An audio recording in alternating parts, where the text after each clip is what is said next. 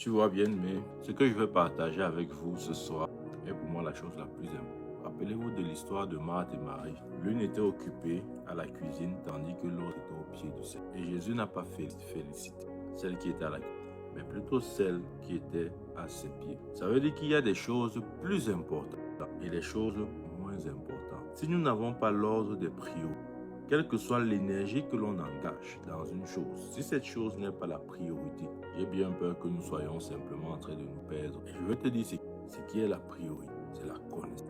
Il a dit, je souhaite que vous grandissiez dans la connaissance du Seigneur Jésus. Ça, c'est la priorité. Si nous ne sommes pas engagés à connaître, nous passerons assurément à côté de la plaque. Tu vois, tout ce que tu peux faire pour Dieu, ou dans le compte de, si vous voulez, les choses chrétiennes, ça n'a de valeur que par rapport au degré de connaissance que Dieu n'est pas impressionné par ce que nous essayons de faire, mais par ce que nous faisons avec lui. Parce que tu peux faire des choses pour Dieu sans Dieu, mais tu ne peux pas faire avec Dieu. Et nous devons savoir que Dieu a des canaux d'expression. Et je veux mieux dire, Dieu a un canal principal par lequel il parle, par lequel il édifie. Et vous dire, après avoir parlé de plusieurs manières, les prophètes, Dieu nous parle aujourd'hui par le Fils, qu'il établit héritier de toutes choses. Et le Fils, où Jésus, nous savons, n'est rien d'autre que la parole. Au commencement était la parole était avec Dieu, et la parole est Dieu. Verset 14, Jean 1, verset 1, verset 14, dit la parole a été faite chair, elle a habité parmi nous, et nous l'avons compris. Tu vois, c'est pour dire qu'il y a une seule chose qui compte. Et j'ai appris quelque chose avec Dieu. Contrairement à ce que les gens pensent, Dieu ne nous dira jamais plus d'une chose à la fois. Lisez même la parole de Dieu. Chaque homme que Dieu envoie avait une tâche bien spécifique. Moïse avait été suscité pour un seul but, délivrer Israël. Josué avait été suscité pour un seul but, faire entrer le peuple à Canaan. Tu vois, la mission que Dieu attache à chacune de nos vies est unique. Il n'y a aucun substitut à la connaissance. Aucune huile d'onction, écoute-moi très bien, aucune huile d'onction, aucune eau ointe ou bénite, appelle ça comme aucune pomme ointe et de sel béni, et continue la liste, ne pourra se substituer ou ne pourra substituer la connaissance de la parole. Osée 6, verset 3. Il dit, connaissons, cherchons à connaître l'Éternel. Osée 6, verset 3. C'est impératif parce que le degré de réussite dépend de ton degré de connaissance de l'Éternel. Je reprends cette phrase. Ton degré de réussite dépend de ton degré de connaissance de l'Éternel. Jusqu'où est-ce que tu connais l'Éternel?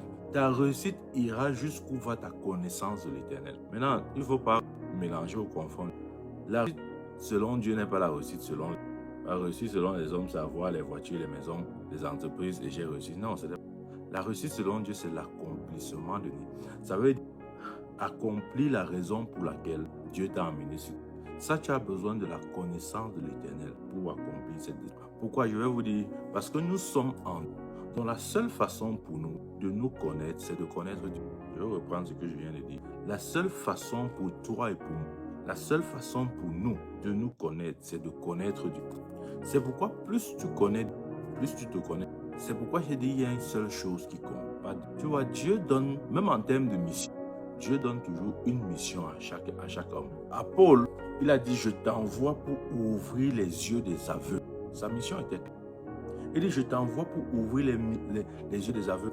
Il était tellement focus sur sa mission que même les questions de baptême, il ne s'est pas trop engagé là. L'apôtre Paul, durant son ministère, il n'a pas vraiment baptisé les gens. Pourtant, il n'y avait rien à faire baptiser les gens. Mais il voulait tellement rester fidèle à son appel. Ouvrir les yeux des aveugles. Oh bien-aimé, jusqu'à ce que ton appel soit défini clairement pour toi, tu ne peux pas la comprendre.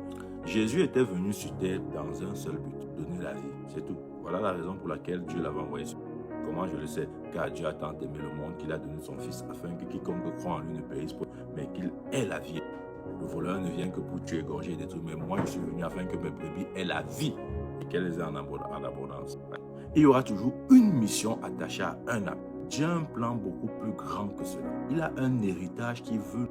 Et l'héritage de Dieu, ce ne sont pas les biens matériels. Qui nous a dit ça? Dieu est intéressé à nous donner une seule chose, pas deux choses. La seule chose que Dieu veut nous communiquer, c'est sa parole.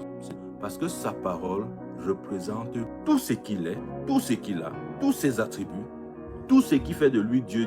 Parce que la parole, c'est Israël était divisé en 12 tribus. Et chaque tribu avait un certain héritage. Mais il y avait une tribu, les Lévites, à qui Dieu a dit, je serai votre héritage. Des fois, c'est ça, hein. On manque d'identifier notre héritage. On croit que notre héritage, c'est un certain bien matériel, un certain bien financier. Oh, Lévi a dit, je serai votre héritage. Maintenant, cette tribu, la Bible dit que nous sommes des sacrificateurs pour Dieu le Père. Donc, comme il avait dit, Lévi, je serai votre héritage, il dit à son église, je suis votre héritage. Voilà la seule chose que Dieu veut. Dieu veut nous donner son héritage. Et son héritage n'est pas un quelconque bien matériel ou financier. C'est sa parole. Voilà la seule chose que Dieu veut te donner. Si tu n'avais pas encore réalisé ça, voilà la seule chose. Que Dieu te bénisse au nom de Jésus. Père, nous te rendons grâce ce soir. Merci pour ta parole. Seigneur, merci de nous ouvrir les yeux sur la réalité de notre héritage. Cet héritage qui nous est accordé par ta parole. Seigneur, nous reconnaissons aujourd'hui, plus que jamais, l'urgence et l'importance pour nous d'étudier ta parole, de la connaître, de découvrir, de connaître l'Éternel. Seigneur, comme ton serviteur Pierre avait dit, que nous grandissions dans la connaissance du Seigneur Jésus-Christ.